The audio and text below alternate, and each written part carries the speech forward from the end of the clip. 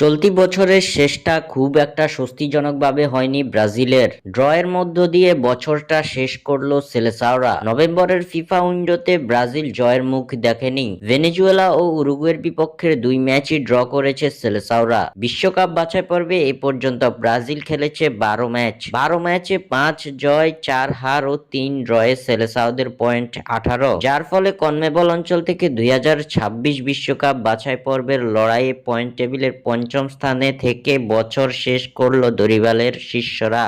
এদিকে দীর্ঘদিন ব্রাজিল দলের বাইরে অবস্থান করছেন নেইমার জুনিয়র। মূলত ইনজুরির কারণে দীর্ঘ 1 বছরের বেশি সময় ধরে মাঠের বাইরে আছেন নেইমার জুনিয়র। ব্রাজিল দলের এমন অবস্থায় নেইমারই একমাত্র ভরসা, যে কিনা দলের সুদিন ফিরিয়ে আনতে পারবে, এমনটাই বিশ্বাস ভক্ত সমর্থকদের। তাই তো নেইমারের ফেরার অপেক্ষায় পথ চেয়ে বসে আছে ব্রাজিল ফ্যানরা। এবার ভেনেজুয়েলা ও উরুগুয়ের বিপক্ষে ড্র করার পর নেইমারকে নিয়ে বিশাল সুখবর দিলেন কোচ দরিবাল জুনিয়র। নেইমারের ফেরার প্রশ্নে তিনি দিয়েছেন স্বস্তির উত্তর। আন্তর্জাতিক ফিফা উইন্ডোতে ব্রাজিল তাদের পরবর্তী ম্যাচ খেলবে আগামী বছর, অর্থাৎ 2025 সালের মার্চ মাসে। মূলত সেই ম্যাচ দিয়ে ব্রাজিল দলে ফিরবেন এই সুপারস্টার। এ প্রসঙ্গে দরিবাল জুনিয়র বলেন, আমি কখনোই নেইমারকে নিয়ে আমার ভালো লাগার কথা গোপন করিনি। নেইমার সবসময় দলের জন্য গুরুত্বপূর্ণ। আমি তাকে জাতীয় দলে ফেরাতে চাই। দল তাকে পুরোপুরি সমর্থন দিবে। আমি আশা করি আগামী মার্চেই সেটা ঘটতে পারে, কিংবা সে বছর যে কোনো সময়।